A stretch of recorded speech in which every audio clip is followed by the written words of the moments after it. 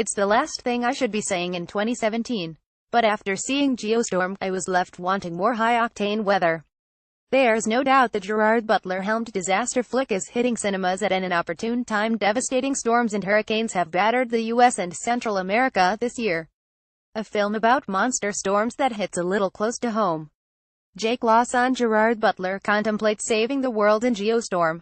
Warner Brothers. But Geostorm continues a rich tradition of disaster films. Titles like The Day After Tomorrow, 2012 and Sharknado that all deliver on the premise reiterated in this film's opening line. Everyone was warned, but no one listened. Scientists versus government, saving humanity versus saving money, killer clouds versus frozen deserts, bring it on. It's the near future and the climate is in chaos. Earth has been hit with a series of apocalyptic weather events, so an international team of scientists, led by Jake Lawson Gerard Butler, bands together to build Dutch Boy, a global network of geosynchronous satellites that prevents storms by something lasers. As the movie's tagline goes, control the weather, control the world, and that's exactly what Dutch Boy does. Without it, individual storms could build into an unstoppable global weather event known as a geostorm. The U.S. is about to hand control of Dutch Boy over to international hands, and Jake's brother Max Jim Sturgis is brought on to handle the transition. But there are signs of shady government bureaucracy, and when the weather starts to go wrong, we realize Dutch Boy could be turned against us. Like any good disaster movie, Geostorm isn't strong on believable science. It also doesn't dwell on the man-made element of climate change.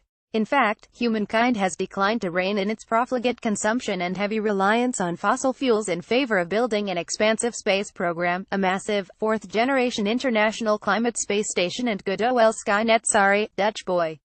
But while I don't expect a believable peer-reviewed plot in a disaster film, I do expect action.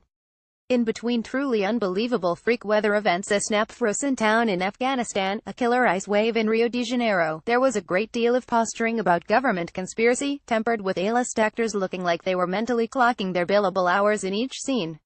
Butler does a serviceable job at essentially playing Bruce Willis circa Armageddon, in this case, a grizzled spaceman doing his best to keep Dutch Boy online while checking in on the bureaucracy back home via occasional intergalactic Skype calls with his brother, Max. But back on Earth, Max has trouble convincing us he can bring down a government conspiracy at this global scale.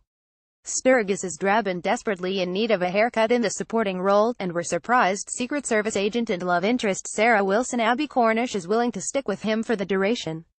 Seriously, their hair game is dreadfully mismatched. Certainly Geostorm hits some of the right notes. I like my one-liners. Ridiculous, you get us a car, it'll get us a president is up there, and I like my visual cues. Obvious. Did you know that Geostorm comes with its own progress bar on NASA's computers? There's even some dubious tech thrown in for good measure.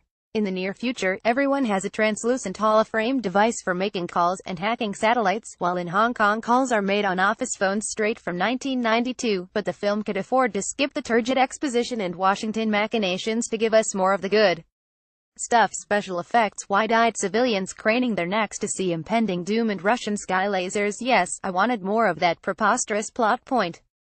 Geostorm co-writer Dean Devlin, who also directed and produced, should have taken a leaf out of the rock music rulebook when scripting this film. Don't bore us, get to the chorus. Geostorm is in cinemas now. Rebooting the Reef. CNET dives deep into how tech can help save Australia's Great Barrier Reef. The smartest stuff. Innovators are thinking up new ways to make you, and the things around you, smarter.